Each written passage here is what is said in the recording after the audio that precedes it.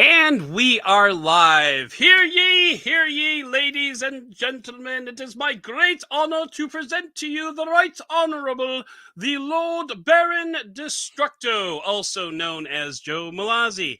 He is a writer and executive producer for a number of popular shows, including the Stargate franchise, Dark Matter, and most recently Utopia Falls. His Twitter feed is a delightful mix of puppy pictures, behind-the-scenes glimpses, and questionable food choices. He also has a great connection with his fans, which is how he arrives on my show today. Joe Mallozzi, welcome to the podcast.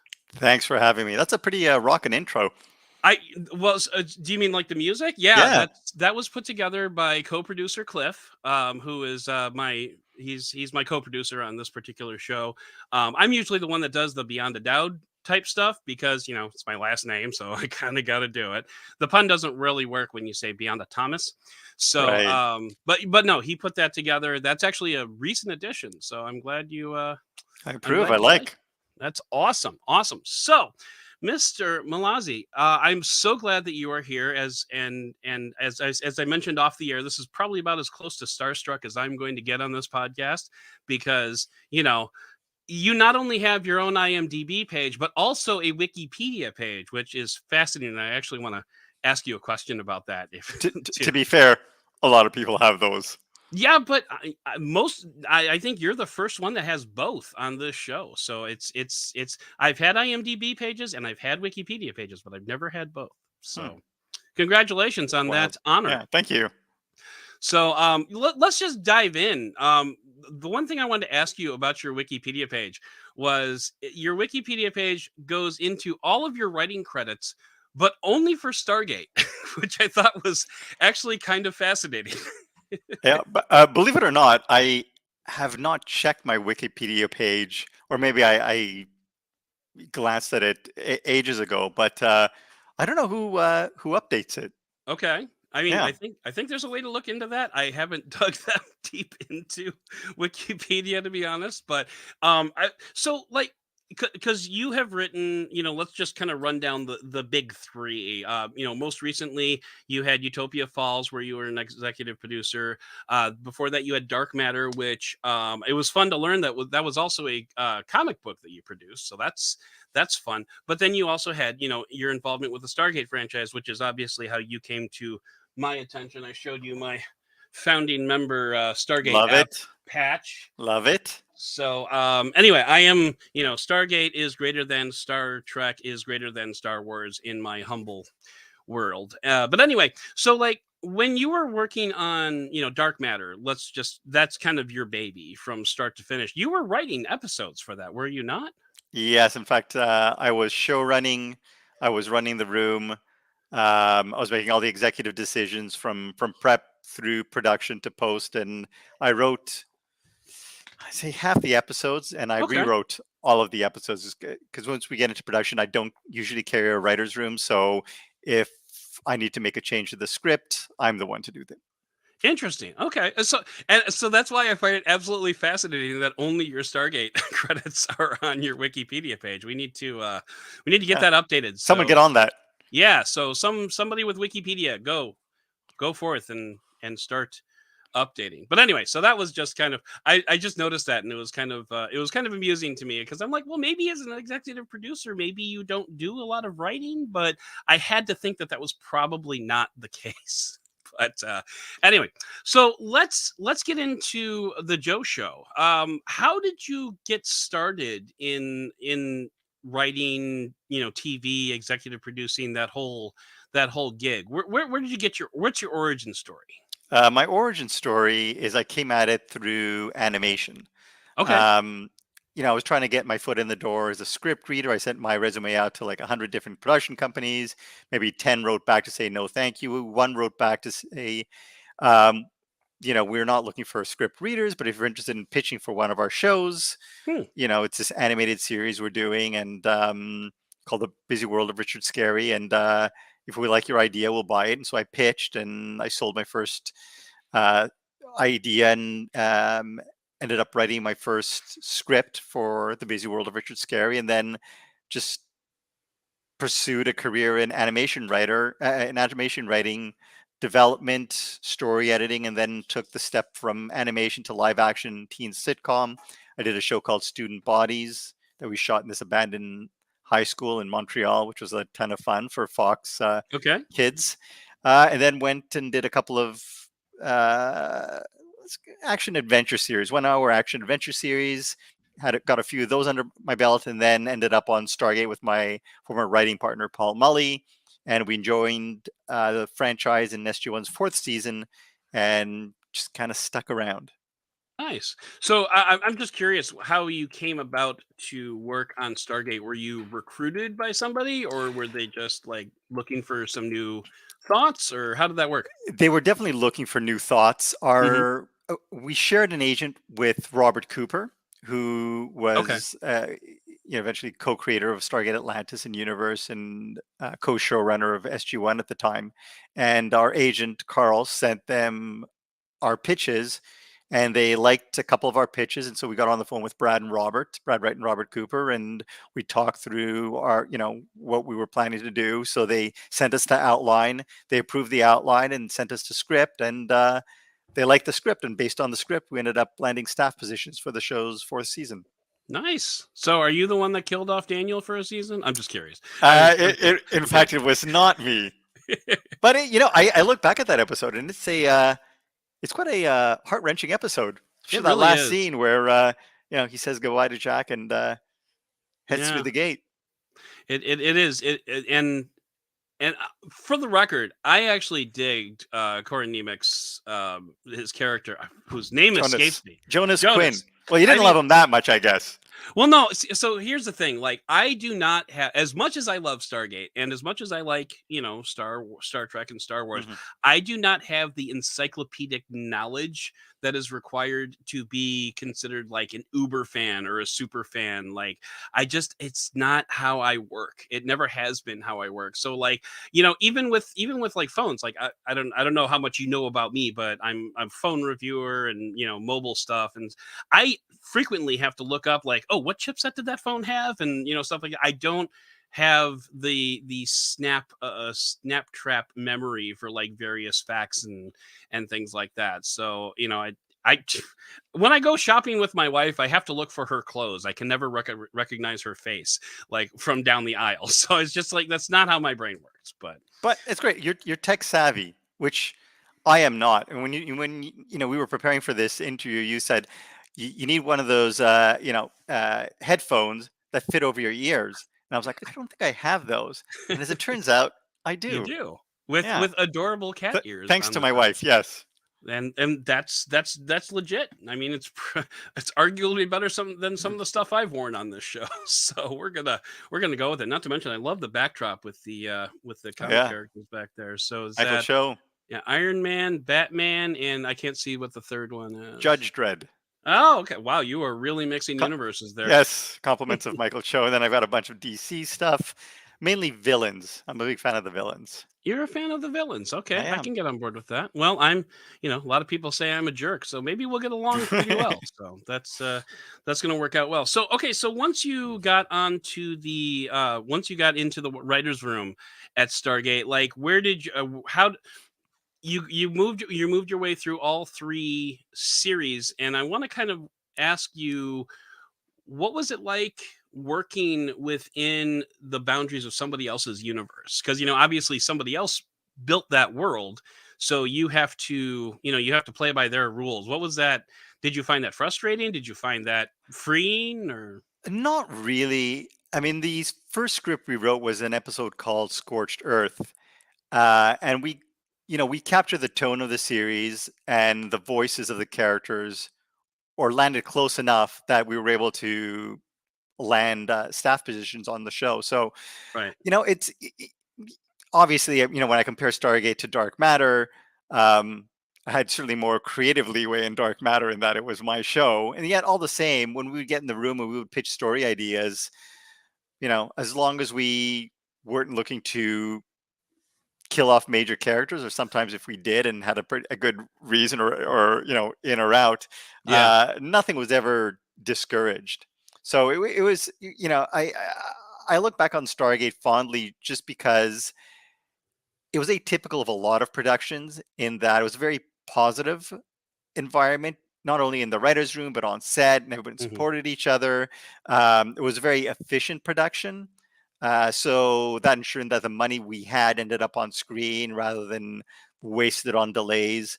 By the time I joined in season 4, Brad and Robert had kind of worked out the bugs. So Okay.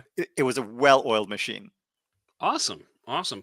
So then we get on to, we'll just kind of fast forward, yada yada yada, our way through the next three the next three shows. Let's move on to Dark Matter. So Dark Matter originated as a comic that you created with Paul, correct? It actually originated as an idea I had back while I was working on Atlantis, and I figured when Atlantis ended, we could go out and pitch Dark Matter, and then we ended up moving on to Stargate Universe, and then another show, and eventually, I think I sat on Dark Matter for, I want to say, 5 to 7 years, and in that time, I'd worked out all the story arcs and everything from the first season episodes to the what each season was going to be, how the show would end, and so when it came time to take it out, we had a script, and we reached out to Dark Horse Comics and looked to establish it as a comic book first. And really, what I always kind of wanted to do was establish it as a comic book, and hoping that that would allow me to finish my story in the event the show ever got canceled, which sadly was not the case. We did 4 issues, which pretty much comprised the first 2 episodes of the series. And so Jay Firestone, who was the president of Prodigy Pictures, the production company that eventually produced the show, went out, pitched it. He had the comic book with him, which is a great kind of visual representation of what the show would be about or would be Okay. like, and then ended up selling the show on that basis. Very cool. Very cool. So I understand you had a 5-year plan for Dark Matter. Is that I right? did. I did. Okay. And we got through 3 of them. Yes. I'm kind of curious. I wanna tackle that entire 5-year span if we could, but I want to start off with, what was the initial idea that you had for Dark Matter? Was it 6 people wake up and have no idea who they are, or was there a little bit more to it, or like The what? the initial idea I had was, as I mentioned, I like bad guys, and Okay. I like the journey of redemption. So, I'm a big fan of shows like The Sopranos, or one of my favorite I keep on harkening back to was The Shield, Okay. which the pilot is one of my favorites just because it took me by surprise, that final moment, and it just upturned everything. Subverted my expectations. So that's what I set out to do with Dark Matter: subvert expectations. And because I like bad guys, I thought, okay, I would love for to do a reveal where we find out at the end of the episode that the characters we're going to be following are the bad guys, like they did in The Shield, like they did in Kurt Busiek did in a comic book called The Thunderbolts, the Okay. first issue, where he introduces these superheroes. At the end, you find out that they're villains. Hmm. And so those were the inspirations for Dark Matter, and I just had to sort of get there. I mean, I wanted that last, I envisioned that last scene. I'm all about sort of last scenes, and that last scene was them discovering they are villains, or worst of the worst, or the audience discovering it. So, Yeah. I was like, what kind of a scenario could I create? And so I went through various um, possibilities and ended up going with the mind wipe, which in itself is not like a hugely original idea. But one of the things I always set out to do in Dark Matter is present these sci-fi tropes and then subvert audiences' expectations. And sort of, you mentioned you're halfway through season 2. Wait till you get into season 3. We do a time loop episode. We do a kind Okay. of a Back to the Future episode. We're constantly subverting expectations. Time loop episodes are my favorite. So, Same. yeah, I mean, from Star Trek, you've got, and again, this is the encyclopedic knowledge which I don't have, but the episode where they're stuck in the time loop and they end up with Kelsey Grammer at the end of it, Mhm. and then obviously Stargate has the famous window Window of of opportunity. opportunity. Okay, I Yes. got that one. I Woo! I remember that one because I wrote it with my You wrote writing that partner. one. Yes, with That Paul. That is hands down, if not the top favorite episode of mine. It's got to be top 3. I mean, it is so good. 200's really good too. It was a lot Um, of fun. So the funnier episodes. yeah, exactly, Yeah. exactly. So now is now one thing that Stargate had, Stargate and Stargate Atlantis, not so much universe, was a really good sense of humor. And was that you? Was that all of the writers? Was that an intention going into the show? Like, we want this show to absolutely not take itself seriously. It came from the top down, and by the top, I mean Richard Dean Anderson and showrunners Brad Wright and Robert Cooper. Okay, Rick especially embraced the humor and occasionally would change lines to make them more humorous. And it's just okay, something that eventually we all embrace. And it's a type of tonally a type of show I prefer writing. okay. I just find that humor goes a long way towards allowing audiences to connect with characters. It's kind of a shortcut. Usually, the funnier characters are the ones who are the most popular. So, for instance, True. McKay, on Atlantis, and the android on Dark Matter. And speaking of which, it was nice to see not only David Hewlett but Tori Higginson and what is his name, Michael. I don't know how to pronounce his last name, Daoud or something like that. It's very Mike similar Dopit? to mine. Dobit, Dobit, was it that? Yeah, Was that it? Mike Dopit. Okay. Yeah, All of those Stargate alumni coming on to Dark Matter has been a bit of a treat, and especially Tori Higginson has like really is really killing it yes, as the corporate. I can't remember her name. Commander Um, Truffaut. Commander Truffaut. That's it. Yes, She is destroying that role. It's awesome. Like, and yeah. She a destroying little in a bit good of way. swagger, a little bit of Mae West. And in fact, I wrote the role with Tori in mind, Okay. and she just nails it. That's awesome. And speaking of which, I was wondering. I did kind of wonder about that. Did you write?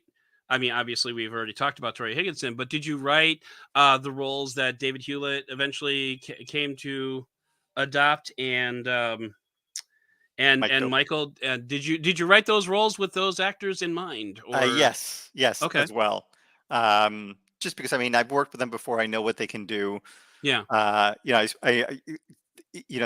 know what they do very well. I know what they do especially well, and so I just kind of wrote to those strengths. Now, in a situation like that, do you have the actors on board already, or are you writing this like with the hopes that you can entice them in, No, or sadly, even though I think there were three individuals who were weighing in on the casting decision. So if it was up to me, they would not have even had to audition. But in all right? cases, they had to audition, and I had to vouch for them as well to you know let Okay. everyone know. But I mean, they all nailed the auditions. I don't, looking back, I don't think there were any second choices at the time. I was gonna say it's kind of hard not to nail the audition when they're Hmm. written with the with that Yes, particular yeah. actor in mind. It's kind of and you can definitely see a little bit of McKay in, again, no idea what the character's name is, but um I'm hoping you're gonna bail me out here, but apparently not. Um, Gosh, It was years ago, so in fairness, but it was awesome to see, especially like he did a couple of his first episodes seemingly like on a kind of a proto Zoom call with the ship, but when he showed up in person, that was especially delightful. yeah, yeah. So I want to talk a little bit about world building if I can. Specifically like when it comes to like a world like especially something like Utopia Falls where it takes place on Earth in the future. I'm guessing, at least that's kind of what I gleaned from it. But Correct. there are certain things in that world that are different than what you would feel today. Whereas like with Dark Matter, it didn't seem like specifically the example that jumps to mind is like oh my Gaia instead of oh my God. Like Hmm. where I want to talk about like the process of deciding like instead of oh my God, I want everybody to say oh my Gaia. Like where does that come from? Is it and while at the same time all of my characters speak English. I mean, Yeah. it's Well, you there are certain cheats. The English language changes so much over time, and Dark Matter takes place 300 years into the future. So the language would be I think, considerably different. And Hmm. initially in the pilot, I actually did put in some, sort of like our version of frack and frau. Okay. Um, but Paul, for some reason, bumped on it, and he didn't love the idea, so we just kept it familiar, colloquial.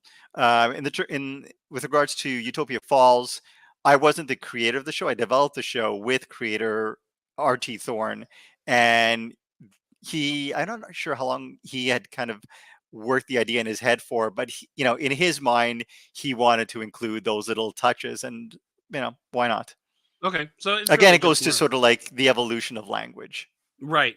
And how do you know when a part of that lands and when you need to move on? Like, obviously, oh my Gaia stuck around for throughout the entire first season, but you mentioned that you had sprinkled in a little bit of frack and whatnot into the first episode, but I didn't really see No, much of it no, no, no. into. Actually, in the initial draft, it wasn't frack. It was our version Well, of frack. Yeah, right, yeah, yes, yeah. So it I was mean. in the initial draft, and then it was taken out. So it never saw the light of a TV screen. Okay, So okay. yeah. So like how do you know, or take a character like, one, Hmm. his rather spoiler alert from a show 7 years ago.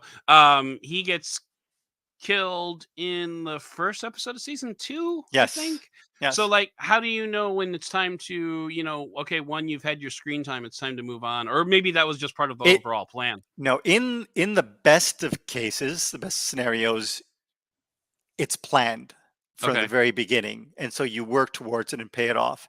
In um, one of the kind of I guess not as great scenarios, hmm, it's a result of circumstances beyond your control, or a contract battle you lose, negotiations, or or no, or the network and the production company demanding a big shakeup to shock mm, the audience, okay, which I always kind of find those silly.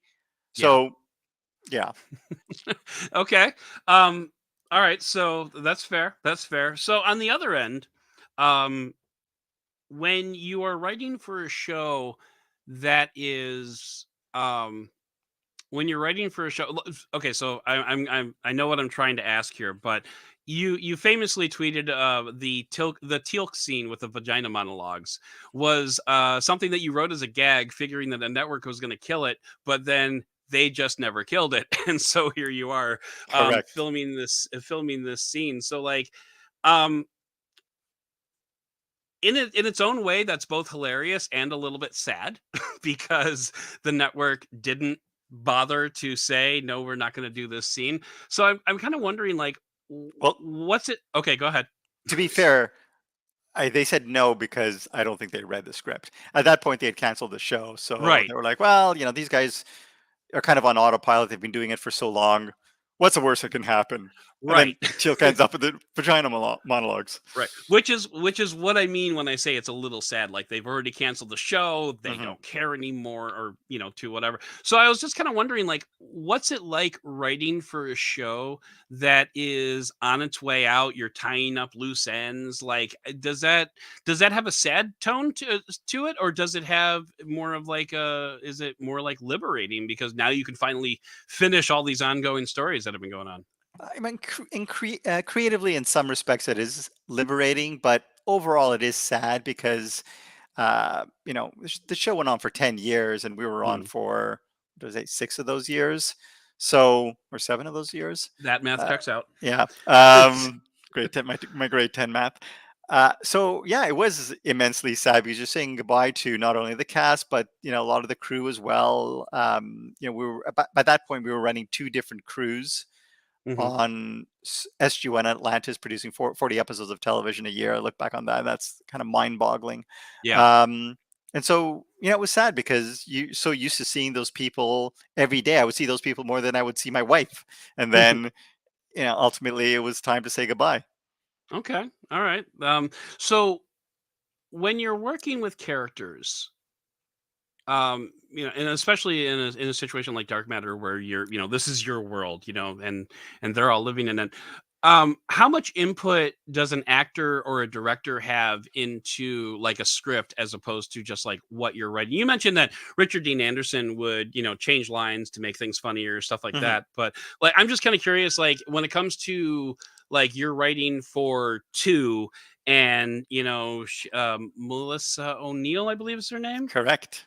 So I Yeah. know that because of the rookie, though. I'm sorry, Yeah. sorry to say, but does Melissa O'Neill ever come back to you and say, "I don't think my character would say it"? And I don't mean to call out Melissa O'Neill. I'm Yeah, just no, speaking well, hypothetically. it really depends on the actors, to be honest with you. Okay. So, yeah, I remember I wrote an episode called Prometheus for SG1's. I'm not sure was their seventh season, and in the episode, the Prometheus ship gets hijacked, Hmm. and as would often happen, we would send out the script and we would get notes from Brad, Robert, and our other executive producers, Michael Greenberg and Richard Dean Anderson. And I got back Rick's script and it was full of like check marks.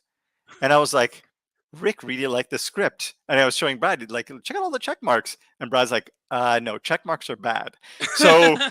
uh, and then I had to sort of obviously rejig that script. Yeah.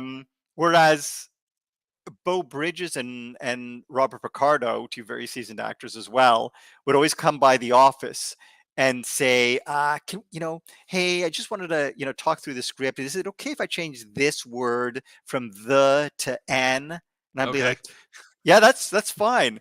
And I guess they were so used to working on other productions where you could not, from what I understand on Sci-Fi on Star Trek, you know changing even a single word would require like a callback to the producers and Hmm. a debate. So I would always tell the director, specifically on Dark Matter, that I would always want was what was in the script, but if the actor wanted to try something else, I was always happy to let them do an alternate take, and then I could decide when I was in editing. So for Yeah. instance, actor Anthony Lemke, who played the character of 3 on Dark Matter, he Okay. never had notes after we did the read through, because the whole purpose of the read through is to get the actors to give us notes, but he never had notes on the read through. And yet on the day, he would want to try something new. And so, he'd always add something, kind of change things up. And his instincts were always really good.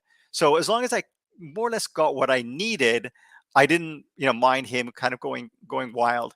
Whereas an actor like Roger Cross would always come back to my office after the read through and go through the script and ask about dialogue changes, whereas Zoe Palmer, who played the android, would just text me and she'd be like, hey, going over the script, can I have a few questions, or can I change this?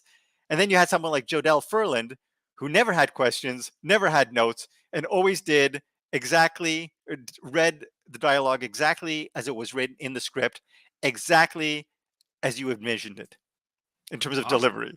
So yeah, I guess it kind of depends on Yeah. a number of different And then factors, everyone but else would kind of vary. Sometimes, Melissa would come by and we would talk, but the same with Alex, who played the character of 4. it sounds like you had kind of like an open philosophy, like here's roughly what I need to happen in this episode, and as long as we get here, it sounds like you're pretty okay with it. Yeah, I mean, television is always a collaborative effort, and I know some producers really, it's like their way or the highway. Hmm. I personally don't think that makes for good television in the long Right. run. I think everybody, wants to contribute and, make the best possible show. And at the very least, you hear them out Yeah. before saying no. And my I mean, I know my management philosophy is always let smart people do smart things. Like, Hmm. we've all been here. We all know where we are. So Well, like, that's one of the things on Utopia Falls. Creator RT Thorne approached me about show running, and I was like, sure. And I told him, look, when you feel comfortable enough to show run, it's your show. You created. I'm happy enough to step away. And he's like, no, actually, I really want you to show me the ropes. Hmm. And he made the mistake that, for instance, like I think any new showrunner makes, is you kind of micromanage in that you've envisioned everything, every Yeah. detail of your show, and so you're very particular about what you want, and which is fine. I mean, all the department heads are professional, and they're going to give you exactly what you want, uh, you know, within reason. Given the budgetary constraints. But after a while, it just becomes so exhausting. And he'd be there like every night till 10:30. And I said, the secret to being a great showrunner is to trust, like hire the best people and then Right. trust them to do their job. Right. Delegate. Let smart people do smart things. I love it. Exactly. We're on the Yes. same wavelength. It's awesome. So one thing I want to ask about the term showrunner, like you almost never see the term. In fact, I would say No. never see the term showrunner in in like a credits for a TV show. Why is that? Because I honestly did not know what the hell a showrunner was up until about Yeah. 6 years ago. I think we were talking. I was talking to a friend of mine about like something like the DC TV universe or something like Hmm. that, and they're like, "Oh, well, so and so is show running that." I'm like, what does that mean? I mean, Yeah. obviously it's kind of in the name, but I, like, yeah. A showrunner is an executive producer, but not all executive producers are showrunners. right, So a showrunner, as you said, as the name entails, runs the show. So they oversee the writer's room. They usually do passes on all the scripts once we get into production. Once you get into prep, they oversee all the meetings. They sign off on construction. They sign off on props. They attend the auditions. They sign off on auditions, the casting. Um, everything big and small. If they can be on set, they will be, but more often than not, they're not, they can't be because they're usually prepping other episodes. right. And then once we get into post, they're in the editing room and they're doing their own cut. They're dealing with the networks. They're dealing with the production company. They're dealing with the actors or any other issues that come up. Okay, so like, but like, so why does nobody say, Joe Malazzi's a showrunner of Dark Matter? Why is your name not in the credits as a showrunner? I'm just curious. Is Yeah, that just like a thing? I don't think I've ever seen the term showrunner as a credit, which is I kind of know. wild. Usually the Yeah. showrunner credit comes at the end once the the show, the last frame fades. The first name that comes up is usually the showrunner, Oh, executive okay. producer, whoever Okay. that is. Yeah, That's a handy tip. Thanks. yeah, So that's good to know because I mean, like, I always read about showrunners like in the media and stuff like that, but I never like.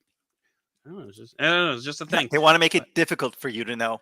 I guess they do. Yeah, And why is that? No, I'm just kidding. So all right, cool. So what's next for Joe Malazzi? What do you have? What do you have? Are you working on anything right now, or I am. I'm working that you can on. talk about? Yeah, I mean, I'm working on.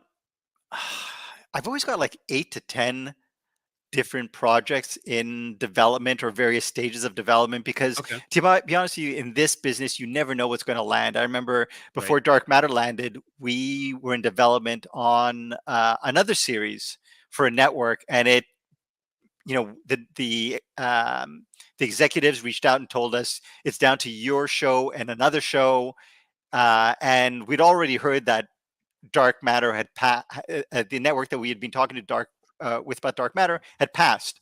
So we're like, okay, we're going to be doing this show, and they're like, we'll let you know within 24 hours you're going to hear. And then within 24 hours, that show was dead, and Dark Matter was miraculously resurrected. And we're moving into production. So Okay. you never know what's going to go. So I'm working on.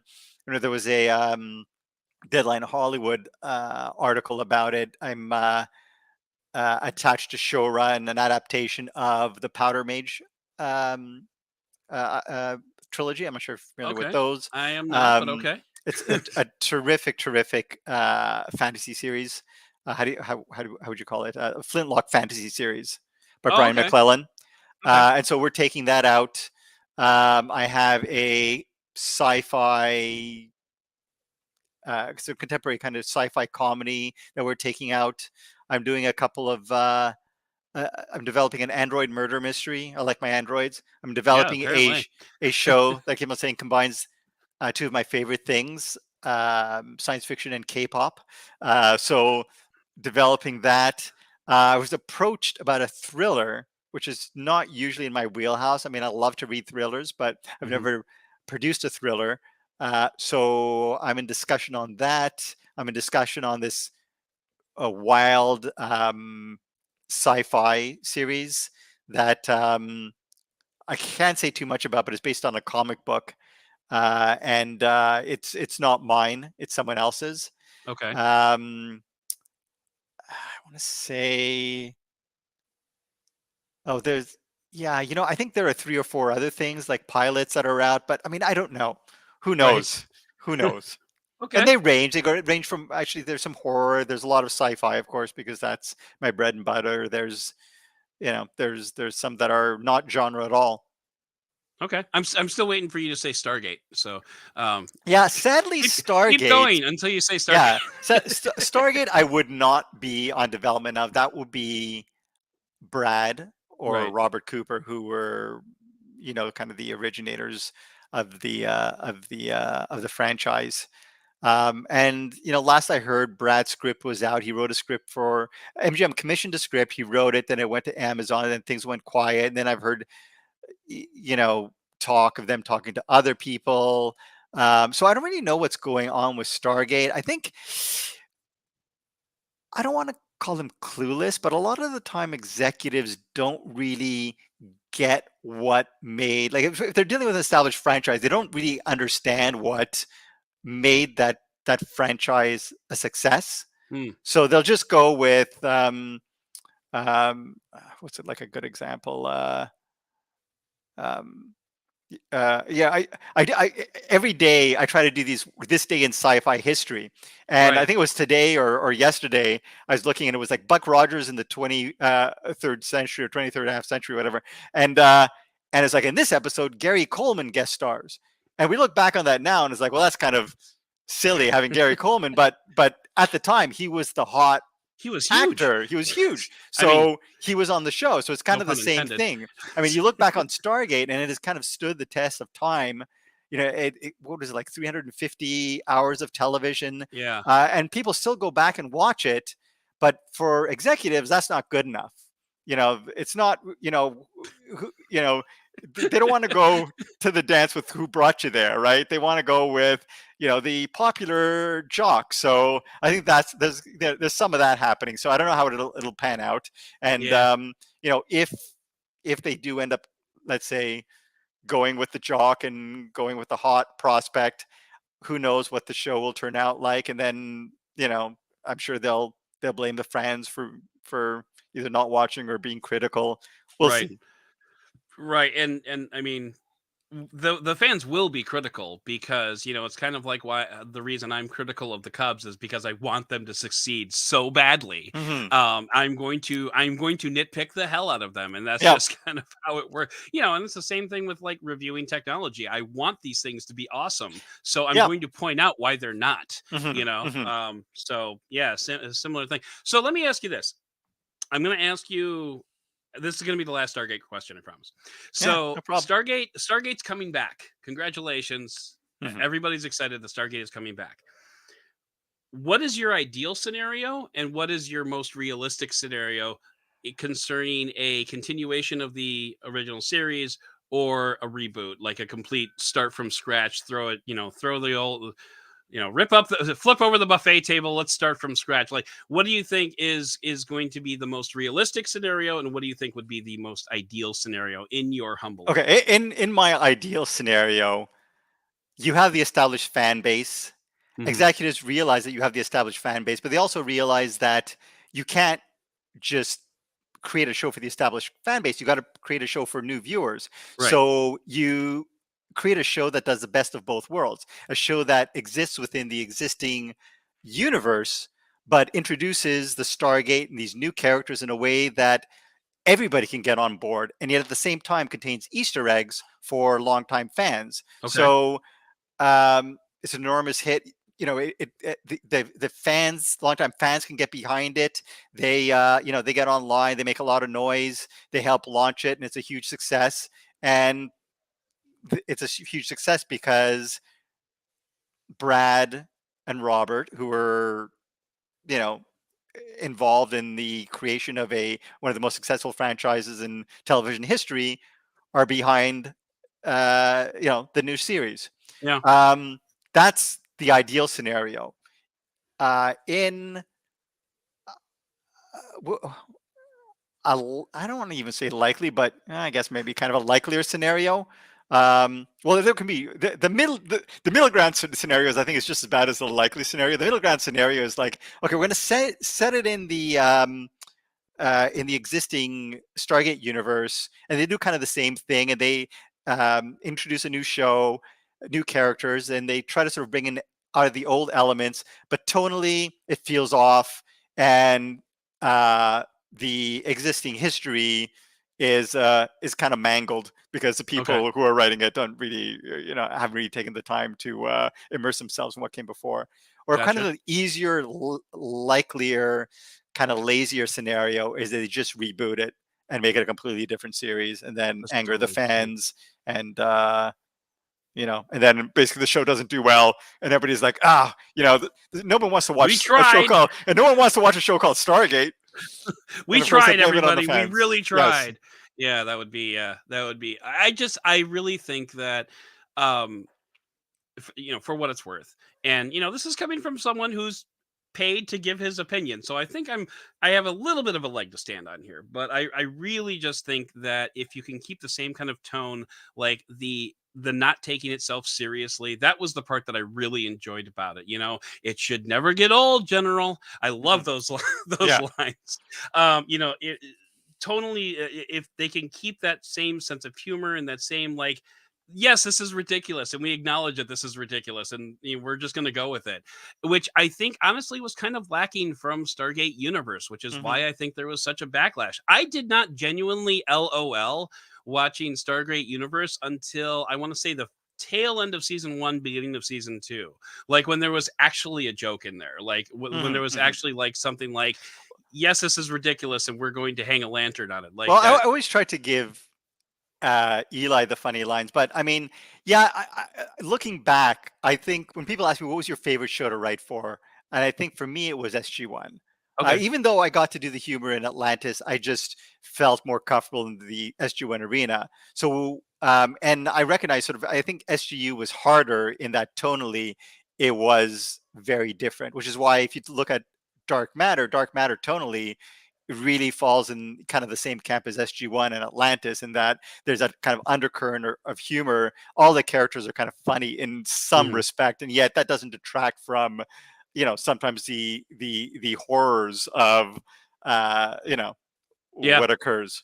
Well, and when you think about it, in Stargate Universe, you have all these people that are absolutely, almost definitely never getting home. That sucks. And Yes, it's not really yes, a joking matter. And I yes, totally get that. yeah, But at the same time, that I guess that's a, yeah. It's a yeah. different show. In fact, my wife loved Stargate Universe, Hmm. and she couldn't really get into SG1 or Atlantis, but she was very upset it only went 2 seasons. Well, nobody's perfect, but Hmm. yeah. Anyway, so for what it's worth, I did give Stargate Universe a second run, and it was better. Like, going into it, knowing that the agenda had slightly changed, I was able to process it a little bit better. So Hmm. it Hmm. was a good show for what it was, but it was so detached from the original Hmm. universe. It was from the original tone. It was really hard to appreciate it on the same level. Right, I I guess. agree. Yeah, yeah, I So, understand. it's like when it's like, she's not, I don't love her more, honey. It's just different, anyway. Right, right. So, yeah, let's get out of that hole before we dig it any deeper. Okay, so this is Beyond the Doubt, and as follows with this series, we are going to cap things off because I've kept you about as long as I said I was going to. So I really No, this is appreciate your great. time. I had the afternoon. Exactly. So now we've got a little bit of a lightning round. This doesn't None of these questions require a whole lot of thought. Just, blurt out whatever comes out. And again, these are, I mentioned this to you off the air. These have been kind of tailored to an executive producer role as opposed to like a technology person, which is the normal fare for this type of show. But you are who you are. So when you say yes, I gave you an open invitation. So Oh, are these yes no questions or? oh no, Uh, no, these are okay. a little bit more in Okay. depth. So, okay, so we will start with: Are you a roamer, or do you have one set location for work? And I understand that's going to depend on what part of the process you are in like developing a show, but like Yes. just in general, if you have to sit down at your computer and bang out some words, are you doing it at home, or are you doing it I at a am coffee doing it. shop, I am or doing it at home, okay, right here on my standing desk, okay, looking out at my snow-filled park with my dog whining beside me. stupid snow. That's if I'm in development. If I'm in production, I'm in my office Okay, writing. yeah. Because clearly you have a place that you need to be, so Yeah. you can call the shots and everybody knows where to look. So what is the last song or artist you listened to while working? Uh, Being a big fan of K-pop, I think it was Momoland. Bam. Okay, all right. Whatever that means to you. It means nothing to me. I'm a, Right. I'm a metalhead, so you can Okay. tell by the hair. Oh, um Dreamcatcher. That's okay, another all right. K-pop song. You should look up. Okay, I'll Yeah. Google it. Yeah. So, okay. So, what is the one thing that you wish all studio executives knew about you or what you write going into like a pitch? Uh, First and foremost, I write character-driven shows with a sense of humor, and I produce. Um, if, I guess I produce efficient production. So essentially, as I mentioned, the money that we get ends up on screen rather than frittered away on delays or what have you. Okay, all right, that's fair. And how long does it take you to write a pitch from the first time an idea pops into your head to the time that you're actually building the PowerPoint? Like, what are we looking at there? Is it hours, days, months, years? What do you got? Honestly, it really depends on the pitch. Okay, Writing the outline, the script is a lot shorter than writing the pitch. Coming up with the pitch can take months, and then okay, writing it, maybe a week. all right, all right. Have you ever had an idea for a show that after writing it up was ultimately so bad you just decided to scrap it? And if so, without naming names, can you give us a little taste of what it was going to be? A show, God, huh? Like you wake up really excited about something, you go and you write it down, you get to the point where like this is terrible. What am I doing? I can't say that because I feel as though it's happened to me a number of times where I've come up with a pitch and I've pitched it or I've written a pilot and it's gotten no bites and I thought this is a terrible idea. I'm going to set it aside. And then years later, as just happened recently, a production company, I just signed an option on a pilot that essentially left for dead 8 years ago. Okay. Yeah. Interesting. Interesting. So like there's no such thing as a bad idea, just No. bad timing. Okay. Exactly. Exactly. All right. All right. That's fair. Okay. All right. Anyway, I was going to say, so what is it? But you probably can't talk about that. Anyway. That one I can talk about. Yeah. I Okay. can't. Yeah. Yeah. Fair enough. So, what's the part of executive producing a show that you enjoy the most? Is it the writing, the day to day stuff, the editing? What's the part that you get excited about? I think having a script come together is the most exciting just because there's nothing more daunting than a blank page or you have an idea for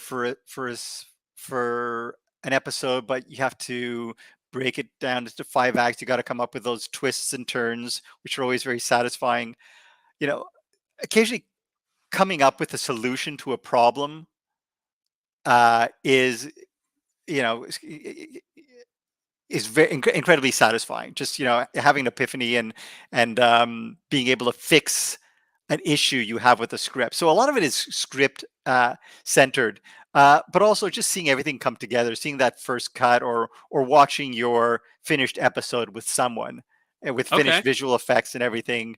It's that's incredibly satisfying. I love it when a plan comes together. Gotcha. Exactly. Okay, all right. And actually, you just inspired a new question that will be on this going forward All because right. it's actually highly relevant. But how do you deal with writer's block? Like, what are some of the tricks that you do to get past it? Because I know I get it every now and then. And Yeah. Remind myself of the deadline. That's a pretty good one. okay, no And pressure. honestly, it really helps to work on other things as well. So Hmm, if you're not feeling one project, you gotta switch off and work on something else. Um, and then maybe just getting out more. It's just funny when I used to drive. I say used to. I mean, I still drive, but I'm living right downtown, so I haven't owned a car in 3 or 4 years. But I always found that when I would always, for some reason, I would always be able to work out script issues or come up with ideas. My best ideas either when I was driving, hmm. whether I was in the shower, or when my ex-wife used to talk to me over dinner. Uh, I don't know No, what it really, was, honey, I something am like listening. yes, yeah. This is why So she's an ex-wife. yeah, but maybe. Um, and I think it's maybe because you are using a certain part of your brain to concentrate on whatever driving, faux listening, or showering, Hmm. and it frees up another part of your brain that you don't tap as often. I think I don't know, and it just Interesting. allows you to sort of think outside the box. I like it. And actually, honestly, some of the best conversations I've had have been with myself while driving. So, There you go. There you go. so I can definitely get on board with that. So I'm going to ask you this one. This is kind of tech industry centric, but I Hmm. think you might have an opinion here, considering your affection for K-pop. Influencers here to stay or a bubble waiting to burst? No, I think they're here to stay, and Yeah. I'm not. I mean, I think their arena or their platform may change, but I think they're here to stay. I think they're just like another form of celebrity, really, and celebrities have been with us, Forever. Yeah. forever. Yeah. Okay. So, who is a writer or a director that you follow religiously? Like, as soon as they release some new content, whether it's a new show or a new movie or a YouTube channel, I don't know. Who is the person that you're like all over it? Huh.